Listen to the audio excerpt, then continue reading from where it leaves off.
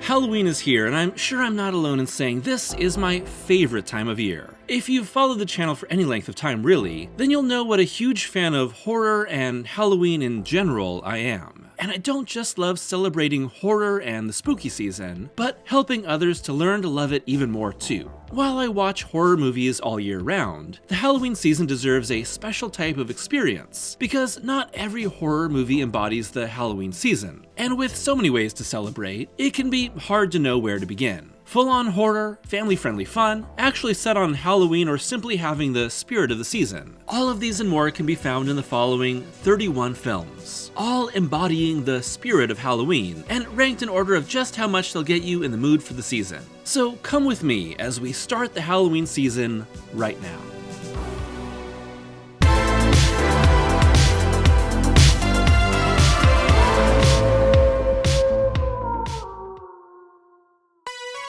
Number 1. The Wolfman from 1941, written by Kurt Siodmak and directed by George Wagner. For the first entry in our list, we travel back to one of the best entries in the entire Universal Monsters canon. The Wolfman fits the Halloween season perfectly, because so much of it takes place in dark, foggy woods filled with danger, and its tragic central romance is plagued by a werewolf curse that our lead, Larry Talbot, can't escape from.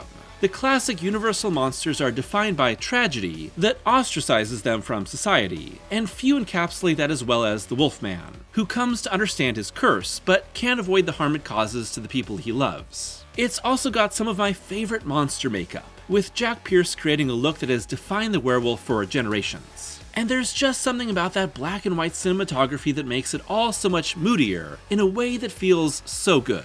Clocking in at only 70 minutes, Siodmak and Wagner's movie gets so much done in so little time that it's an easy fit for any Halloween schedule. For a follow-up, Frankenstein Meets the Wolfman keeps the Halloween mood going strong.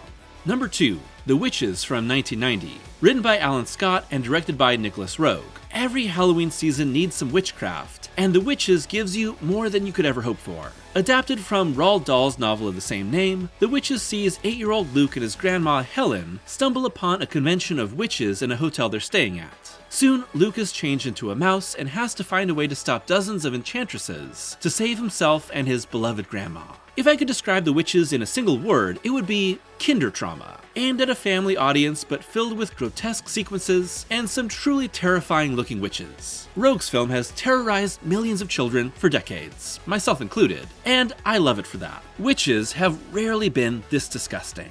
The only reason this isn't ranked higher is because it has nothing to actually do with Halloween. This version has a happier, simpler ending than Roald Dahl's work, which was often filled with emotionally complicated conclusions, and was remade in 2020 by a truly washed-up Robert Zemeckis. Stick with this one.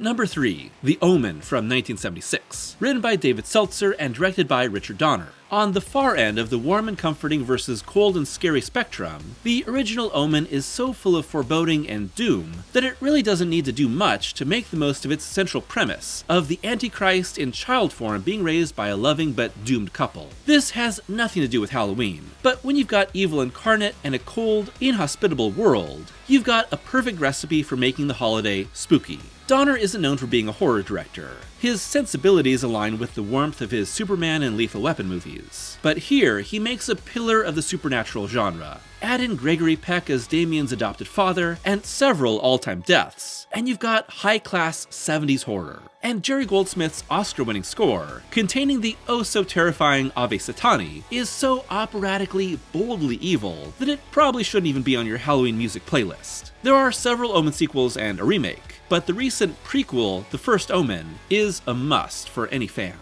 Number 4. Pumpkinhead from 1988, written by Mark Patrick Carducci and Gary Gurani, and directed by Stan Winston. You can't have Halloween without some pumpkins, and in this instance that just so happens to be in the form of an unstoppable monster propelled by terrible vengeance. Here, in the only movie ever directed by legendary special effects master Stan Winston, Ed Harley, played by Lance Henriksen, seeks revenge on the people responsible for the death of his young son, taking up a witch on her offer to resurrect the demon Pumpkinhead. Soon, the Pumpkinhead is killing off everyone involved. But what happens when Ed sees the horror of what he's done? Of course, with Winston at the helm, the Pumpkinhead is an incredible creation. giant and spindly and made of nightmares. And while the film itself doesn't quite live up to its central monster, its tone of real, heartbreaking loss, leading to the unstoppable cycle of violence, adds a ton of layers to what could have been a very stock standard monster movie. With a second half taking place almost entirely at night, and filled with lightning, thunder, candlelight, and a living nightmare, this is the darker side of becoming a monster. Number 5. The Bride of Frankenstein from 1935, written by William Hurlbut and directed by James Whale. Our second and final Universal Monsters entry, Bride of Frankenstein is the perfect encapsulation of the gothic horror of these genre-defining films. Picking right up from the original but standing on its own, Bride collides Dr. Frankenstein, his monster, and the many forces that look to either use them or kill them, as Boris Karloff's creature demands a mate to end his loneliness. And as a defining monster movie, Bride of Frankenstein has become synonymous with Halloween, because its monsters have an amazing through line of tragedy and sympathy that undercuts their inhuman exteriors. We get to dress up as monsters once a year, but Bride of Frankenstein reminds us of the monster inside all year round. To me, this is the greatest Universal Monsters movie ever made. And everything from its almost transgressive themes, to its amazingly dark aesthetics, to its tragic ideas of death, romance, and damnation, are what so many of the classic Universal movies are in pursuit of creating over and over again. It may be close to 90 years old, but Bride of Frankenstein is timeless. Number 6. Horror of Dracula from 1958, written by Jimmy Sangster and directed by Terence Fisher. You can't have a Halloween list without some Dracula, and for this entry I chose one of the best adaptations of all time. Hammer Film Productions' first of many starring Christopher Lee as the Count and Peter Cushing as his rival Abraham Van Helsing. Known in the US as Horror of Dracula, this is a lean, mean, but still elegant interpretation of Bram Stoker's classic story, bringing a blood and sexiness that wasn't possible in the Universal original. It's still a more stripped-down interpretation than later versions, but Lee and Cushing are my favorite versions of these characters on film. Lee's Dracula is a much more animalistic version of the Count, and while he'd only grow more vicious in future sequels, there's a nice blend of romance and killer in the character, while Cushing becomes an obsessive, heroic take on the Doctor, culminating in an action-packed final confrontation. There's very few characters in history that are as closely associated with horror or Halloween than Dracula. And for this list, the Hammer interpretation can bring both the scares and joys I love for the holiday. Number 7. Carnival of Souls from 1962, written by John Clifford and directed by Herc Harvey. One of the all-time great independent works of horror on par with Night of the Living Dead, Carnival of Souls is a psychological mystery, using ghosts in a supremely disquieting tone to tell the story of Mary Henry, alone and growing more and more isolated from the world around her, in the wake of a near-death experience. There really isn't much of a story to this movie. Instead, it's all about how it makes you feel, with its black and white cinematography making its modern setting feel like a gothic throwback. Its organ score, created by local musician Gene Moore, is itself a character, creating an ethereal, ghostly presence that underscores Mary's journey, which is often punctuated by disquieting encounters with men that put her ill at ease. With much of the film shot in Salt Lake City, and the Saltaire Pavilion playing a central role, Harvey's film captures the haunting, self-reflective nature of the beach and the water in ways I've rarely seen captured on film. A lonely but beautiful haunt that sticks with you, even if you see its ending coming. Number 8. The Haunting from 1963, written by Nelson Gidding and directed by Robert Wise. The first adaptation of Shirley Jackson's classic horror novel, The Haunting of Hill House. The Haunting is a tale of ghosts, tragedies, and the echoes of the past, but all done in a very internal, psychological manner. Like the novel, Wise's film refuses to bring its ghosts to literal on-screen life, instead opting to leave the supernatural elements of Hill House up for interpretation, as our lead Eleanor and the group investigating the disturbances at the old manor are slowly affected by whatever may be walking there. After an excellent opening detailing the 90 years of tragedy that happened at Hill House, so much of the film unfolds from the subjective points of view of our characters, with Eleanor's internal voiceover giving life to her dreams and fears. Quiet stillness and terrors lurking just outside the frame are what brings this film's horror to life. The Haunting knows that the life of the mind can be more frightening than any fantastical creature, and that even the most desensitized person can give themselves a scare at the right time and with the right frame of mind. Mike Flanagan's Haunting of Hill House miniseries is also a fantastic interpretation, but a much looser reimagining. We don't talk about the Jan de Bont one. Number 9. The Craft from 1996. Written by Peter Filardi and Andrew Fleming, and directed by Andrew Fleming. I think we can all agree when I say that spooky women. Anyway, this is your late 90s horror entry for the list. I don't think The Craft is the strongest of the era, and leaves quite a bit to be desired from what could have been done by its premise, but it's the rare entry in this teen melodrama-focused time that actually embraced the supernatural. Here, a group of 4 teenage girls come together to create a coven, and gain the powers of witchcraft. At first, their bond helps them overcome the bullying and hate they've received for years from the most popular kids at school, but soon, the power begins to make them a danger to one another. When it comes to witches on film, most are either the squeaky clean hero or the scary villain. But The Craft makes its for both protagonists and antagonists, in a story of coming of age and realizing the fragility of life. Come for the witchy powers, stay for the teen angst. Number 10. Creepshow from 1982, written by Stephen King and directed by George A. Romero. One of the greatest anthology movies of all time, Creepshow brings together King and Romero to create a super fun and campy homage to old EC comics, with 5 stories of bad people getting their comeuppance in the most outlandish ways possible, and our secret fears creeping up on us. But Creepshow never really takes itself seriously. Casting King himself as a moss-covered hick alone should tell you that. This is a comic book come to life, and not just any comic, but the old horror stories that offended Frederick Wertham and made the medium so controversial in the middle of the century. Decades later, King and Romero celebrate what was really just a silly fun time meant to give you a little shiver. Romero throws all sorts of bold color gels, wild background projections, and strange masks onto his climactic moments of terror, highlighting how silly the whole thing is, while we're still able to get all the jumps and scares we expect. Not every segment is as strong as the rest, with my favorites being Something to Tide You Over and Father's Day, but the variety of tones and pacing make Creepshow super fun. Shout out to the Creep. He knows how to ruin a young kid's life. Number 11. The Company of Wolves from 1984, written by Angela Carter and Neil Jordan, and directed by Neil Jordan. A gothic fantasy based on Carter's short story, The Company of Wolves expands upon the idea of Little Red Riding Hood to tell the story of a young girl growing up and facing the realities of a dangerous world, romance, sexuality, and the end of innocence. Its structure is a series of nesting fantasy stories, all centered on werewolves, and each interpreting them to have a different approach and meaning, but all done in a gorgeous winter fantasy world.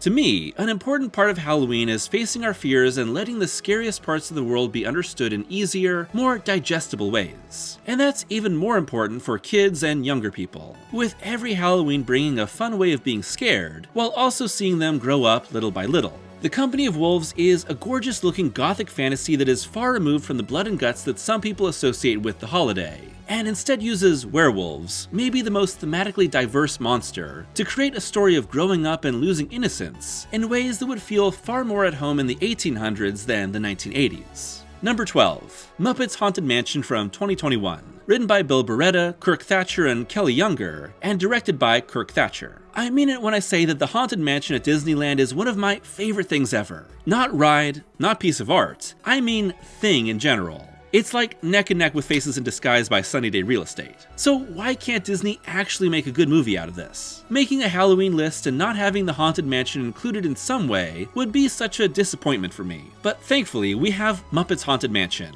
which is exactly what you think it is. Released on Disney+, the Muppets wind up at the Haunted Mansion, with many of the ride's most famous figures brought to life by Muppets, in the same way they did with Christmas Carol, Treasure Island, and more. While I wouldn't put this on the same level as the best Muppets movies because that's a pretty high bar, I'll always be happy to watch more Muppets and more Haunted Mansion stuff. Ghostly atmosphere, a pretty good recreation of the mansion experience, and plenty of laughs. Plus, at only 49 minutes, it's a breezy and fast watch that's perfect to keep the Halloween spirit going. Plus, it stars the best Muppet, Gonzo, which is something that neither the 2003 nor 2023 live-action Haunted Mansion adaptations can claim to have.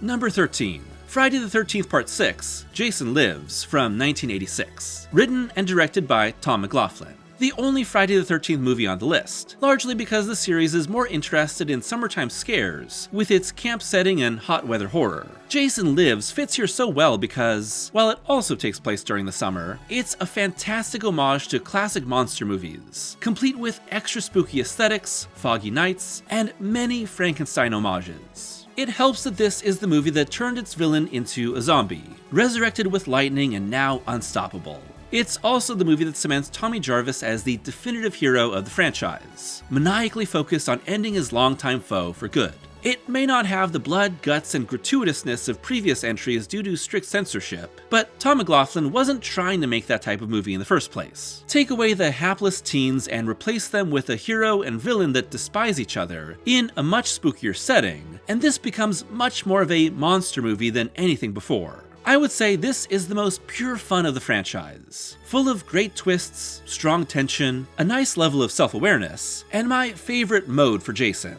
I'll never get sick of Jason Lives. Number 14. Hubie Halloween from 2020. Written by Tim Herlihy and Adam Sandler, and directed by Steve Brill. There are people that will tell you the only good Adam Sandler movies are the ones where he takes on serious dramatic roles for auteur filmmakers. Those movies are great, but those people are wrong. Yes, this is where I stake my reputation on enjoying The Sandman. And Hubie Halloween is easily one of the best he's made at Netflix, with this story of bullied, Halloween-loving Hubie Dubois and his hometown of Salem, Massachusetts, with Hubie on the case of strange happenings going on around town in an effort to protect his beloved holiday. Whether this will turn into an actual horror movie, or reveal everything to be a simple misunderstanding, is part of the central mystery of Sandler's movie. But really, the entire point is to laugh at all sorts of strange non-sequiturs and accidents. Plus, I just really like the character of Hubie, a lovable loser who's really a big winner, that has a lot in common with many of the Halloween-loving outcasts that fill these films. I'm just a big sucker for Sandler. Number 15. Late Night with the Devil from 2024, written and directed by Colin and Cameron Cairns. The newest entry on this list, Late Night with the Devil is presented as a documentary uncovering the long-lost footage of the final episode of late-night talk show Night Owls, and what happened to its host Jack Delroy on Halloween night in 1977. With Delroy trying to drum up better ratings with a series of spooky guests, things go wrong when one of them, a 13-year-old girl supposedly possessed by a demon, reveals Delroy's dark past. And aside from some controversial and totally unnecessary AI art, Late Night does a fantastic job at recreating its 70s setting, with a lead performance by David Dastmalchian being the best part of the entire movie. While I think that this general premise is done better by another movie you'll find later on this list, Late Night is fully committed to a retro vibe that throws us back in time for an out-of-control night of terror that unravels the mind of its host. One of my favorite aspects of Halloween is the more mundane elements of everyday life, like news broadcasts, late-night shows, sitcoms, and even grocery stores getting in on the holiday spirit. Late Night is that exact vibe, but turning darker and darker. Number 16. The Monster Squad from 1987, written by Shane Black and Fred Dekker, and directed by Fred Dekker. Monster mashes have been around ever since Frankenstein met the Wolfman, but I think the most successful comes from a movie that has nothing to do with Universal Pictures. The Monster Squad gets as close as it can to the classic monsters thanks to copyright laws and public domain interpretations, with a story about a group of monster-loving kids forced to do battle with the real-life creatures that have crossed over into our world. It's essentially Goonies meets the Universal Monsters, but without the legal capability of actually saying that. Dracula, the Wolfman, Frankenstein's monster, the Mummy, and the creature from the Black Lagoon are all here, and while some are shortchanged a bit, these are some of my favorite interpretations. It's a sort of wish fulfillment for anyone that grew up loving these characters, and wondering what it would be like to meet them. The film may be played for laughs and all ages, but it really works to do justice to its icons, with my favorite being Tom Noonan as Frankenstein's monster, a sweet and very sympathetic take that becomes friends with the little sister of the group. Justice for the monster. Free my man. Number 17. Beetlejuice from 1988, written by Michael McDowell and Warren Scarron, and directed by Tim Burton. So much of Tim Burton's filmography is about the outsider that doesn't fit into normal society, with its heroes and heroines often being little gothic weirdos that clash hard against a cliché modern world. So watching Burton's movies around Halloween sort of flips the script on the characters, with the gothic side matching the holiday and the normal people being the weird ones. For a movie about a dead couple forced to haunt their old home, Beetlejuice is so much fun and filled with imagination. Best of all, it's a movie about making your own little family, as Winona Ryder's Lydia Dietz gets the parental figures she needs in Alec Baldwin and Geena Davis's Ghosts. And of course there's Michael Keaton as the coarse and crazed Beetlejuice, whose limited presence almost feels more like the shark from Jaws than a lead performance. But with its hyper-colored afterworld of stop-motion monsters and costume ghosts, Beetlejuice is for everyone who wishes that every day was Halloween. Number 18. The Return of the Living Dead from 1985. Written and directed by Dan O'Bannon. The byproduct of George A. Romero and producer John Russo splitting their rights to the Dead series of films, Return of the Living Dead isn't just the movie that gave us the zombie craving for brains, it's the most joyfully punk rock movie ever, besides maybe Dinner in America. And with its almost gleefully nihilistic point of view on the undead, it's a horror movie that has some absolutely terrifying ideas, but never stops being playful in how it presents them. With its zombies created by 2,4,5 trioxin gas and essentially unstoppable, making its band of punks and squares doomed from the start. From there, it's non-stop escalating zombie madness, with so many fantastic undead creatures and my number one, a guy, the Tar Man, and a grimy, rainy, low-budget atmosphere to it all that is just 100% my jam. Zombies aren't the first monster I think of for the Halloween season, but this very ghoulish and dark take is much more in line with it. This is Halloween for the disaffected and disillusioned.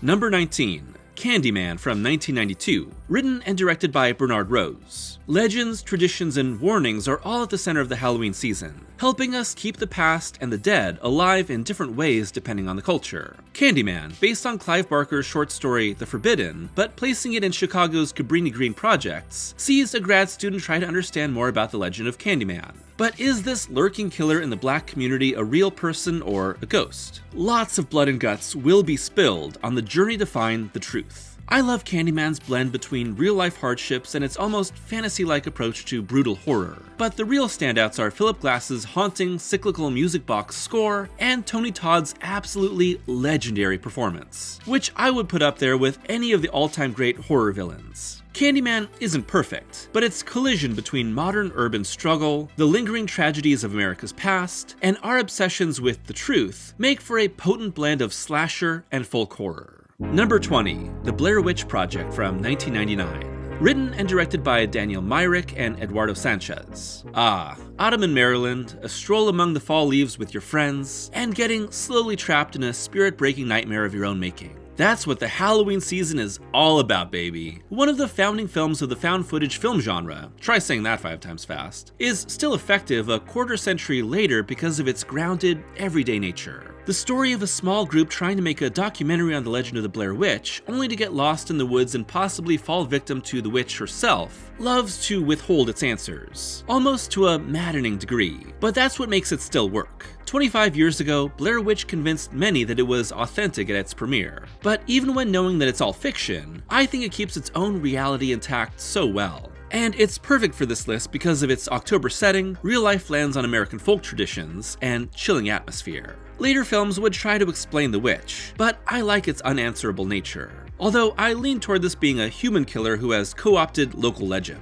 Number 21. Tales from the Crypt Demon Knight from 1995. Written by Mark Bishop, Ethan Reef, and Cyrus Voris, and directed by Ernest Dickerson. A single location survive the night type story uses demons and the war between heaven and hell to tell a wild tale about a small band of survivors trying to hold the line against a growing tide of monsters and Billy Zane.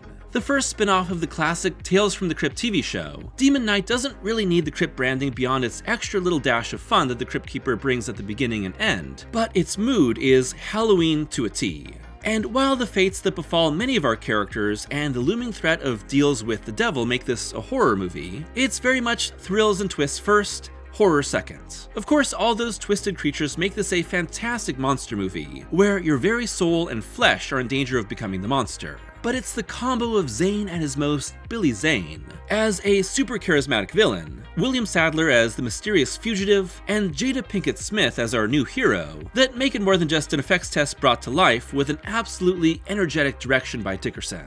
Plus, Dick Miller is here. Number 22. House on Haunted Hill from 1959. Written by Rob White and directed by William Castle. William Castle was one of the all-time great movie hucksters, a director who relied on a fun and captivating gimmick to sell what were often low-budget, kinda run-of-the-mill horror movies that still delivered a good time. Here in House on Haunted Hill, this story of a group of people invited to spend the night in a supposedly haunted mansion to win $10,000, if they survive, was sold by the use of the spectacular, groundbreaking system known only as Emergo. In reality, it was a plastic skeleton on a puller in a theater that would be swung over the audience during the film's climax. Still, even without someone chucking a bunch of bones at you, House on Haunted Hill has a kitschy, fun, spooky vibe to it that I think is wonderful for celebrating Halloween without all the requisite bloodletting. Best of all is Vincent Price, legend of horror and a presence that every Halloween season needs at least a little of. Check out more gimmick movies by Castle like 13 Ghosts and The Tingler for a cheesy good time.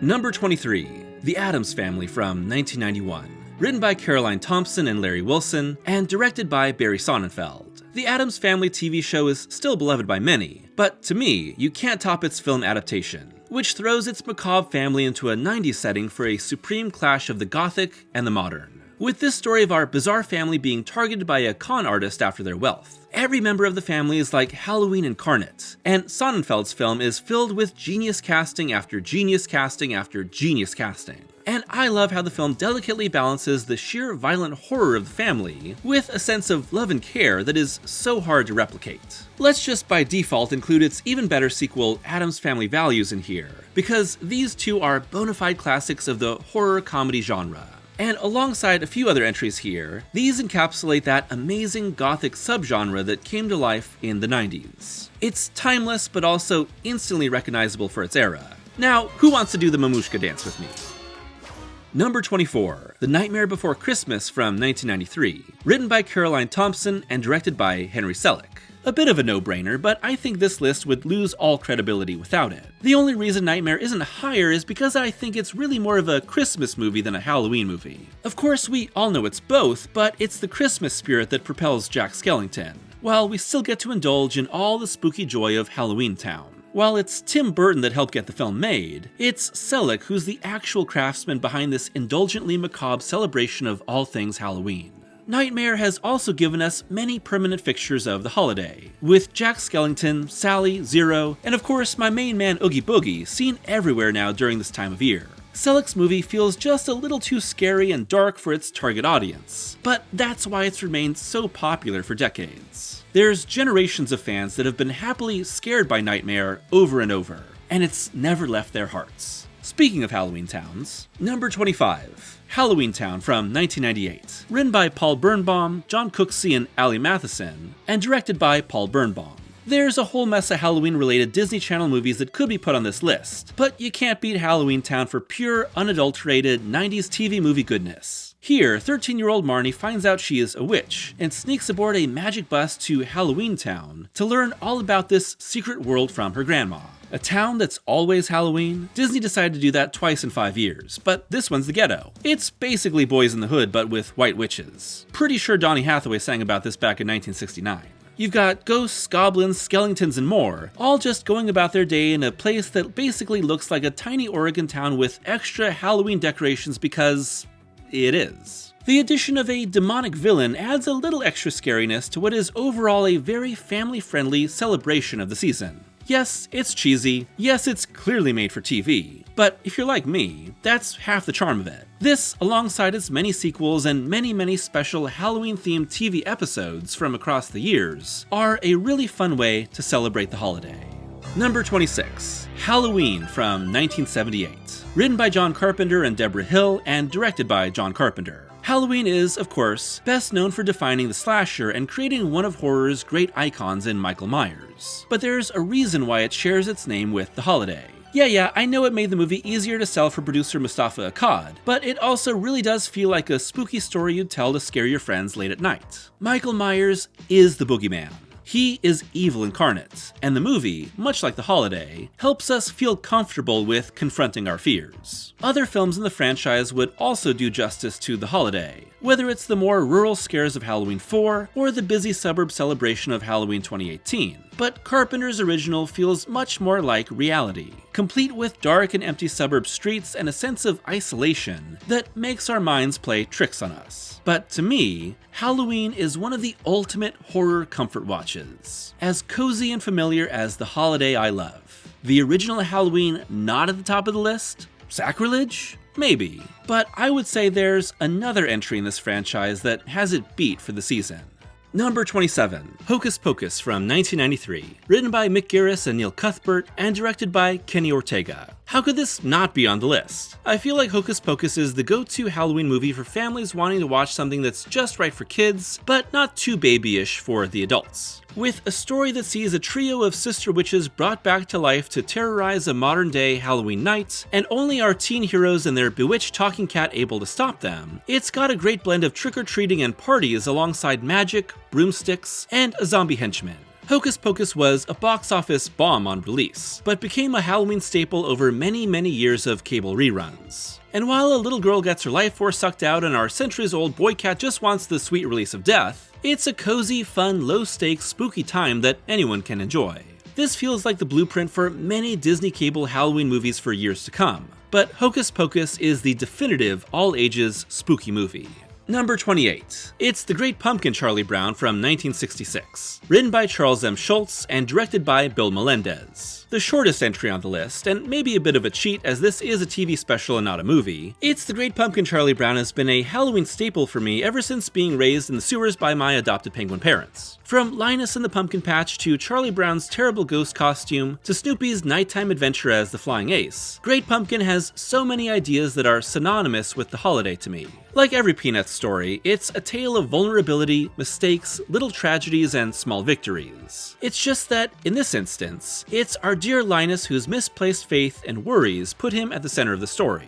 Vince Guaraldi's Great Pumpkin Waltz is the Halloween season to a T, and the beautiful watercolored night scenes feel like a dream come true. Great Pumpkin, like Halloween itself, connects me to my childhood, a time to indulge in being scared, dressing up, and worrying a little less about the stresses of everyday life. In the end, that's why we celebrate any season. And hopefully this video makes you feel a little more connected to the people around you, even if it's just in the few moments we take to feel scared, laugh, and celebrate. Number 29, Ghostwatch from 1992, written by Stephen Volk and directed by Leslie Manning. When the BBC investigates a supposed haunted house on Halloween night, the live broadcast soon gets in over its head with true paranormal phenomena that threatens to spread across England. And what's really amazing about Ghostwatch is that when it was first broadcast on BBC One, countless viewers were tricked into believing it was real, sparking a million phone calls and a wave of terror that recalled Orson Welles' War of the Worlds. What I really love about Ghostwatch is its verisimilitude. Nothing about it breaks the feel of reality, as it's all shot, edited, and presented like a real live broadcast, complete with real-life BBC presenters Michael Parkinson, Sarah Green, and more. And although the ghosts and possessions become more and more extreme by the end, Ghostwatch keeps them subtle for most of its runtime, pushing us to investigate, analyze, and become invested ourselves. There's not much scarier than believing you've witnessed something supernatural and no one else believing you. Ghostwatch makes you feel that way until it's too late to turn back. Number 30. Halloween 3: Season of the Witch from 1982, written and directed by Tommy Lee Wallace. The odd duck of the Halloween franchise, Season of the Witch was made when Carpenter was desperate to move the series away from Michael Myers, working with friend and collaborator Wallace to make a new Halloween set story far removed from the slasher. Here, an alcoholic doctor joins a woman he has the hots for to stop an evil Halloween mask corporation and their army of robots from using pieces of Stonehenge to turn kids' heads into bugs on Halloween night through a hypnotic commercial. Now, that sounds crazy when I say it, but it's even more insane in practice. Whereas the original Halloween could happen on any night, but is elevated by taking place on the holiday, Halloween 3 is all about the day itself, counting down to the holiday via catchy jingle, centered on ancient customs slamming head-on into modern commercialization, and having a company's exploitation of the holiday be at the center of its horror. It's just all done in as wild of an approach as possible. Halloween 3 is a crazy grab bag, but that's what makes it so fun. It's like someone took everything they like about the holiday and twisted it just enough to be unpredictable. Plus, it's got Tom Atkins at the center, so you can't go wrong. Stop it! And finally, number 31, Trick or Treat from 2007, written and directed by Michael Dougherty. This is the ultimate Halloween movie. With an anthology plot that interweaves several different spooky stories across one Halloween night in the town of Warren Valley, Ohio, Trick or Treat nails the feel of both a real Halloween celebration and the many different monsters we love to celebrate during the holiday. Killers, ghosts, werewolves, and more all secretly celebrate Halloween elbow to elbow with their unsuspecting neighbors, as we jump back and forth between several different narratives, all with some amazing atmosphere created by cinematographer Glenn McPherson. It's a much more organic, cohesive structure that makes this Halloween night fully come to life. In this way, the film avoids a weakness of many anthology movies, getting stuck in a bad story and never knowing when it will end. Why do more anthologies not do this? With a non-linear structure, Doherty keeps you guessing as to where each story will go and how they will relate to the rest. And of course, at the center of it all is Little Sam, the trick-or-treating spirit of Samhain who's equal parts adorable and menacing. Whether you've seen it many times before or never had the pleasure, Trick or Treat is a perfect Halloween staple to anyone that loves the holiday, for both its good-natured fun and its darker ideas. It's kinda like the Halloween night that everyone wishes they could have, even if it means getting your throat ripped out. And with that, we've come to the end of our Halloween journey, but there's still so many more ways to celebrate this amazing season. I hope this inspired you to have a fantastic Halloween, filled with chills, thrills, and most of all, fun.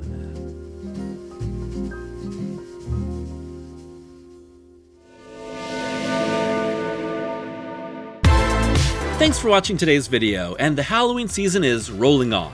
I won't lie, I have way too many ideas for this Halloween season of videos, so I thought, why not cover as much as I can in one video? And with October just starting right now, I thought this would be a great way to kick off the season.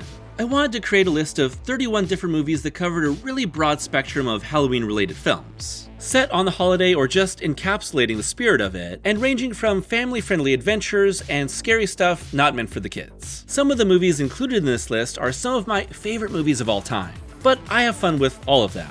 And I really do believe that if you're looking to capture the Halloween spirit, you can't go wrong with any of these movies. I would love to know if this video inspired you to check out any of these movies, and what you thought of them after watching them, and what your own personal list of movies to capture the Halloween spirit are for yourself. It's a great way to come together and celebrate all of our collective love for horror and Halloween.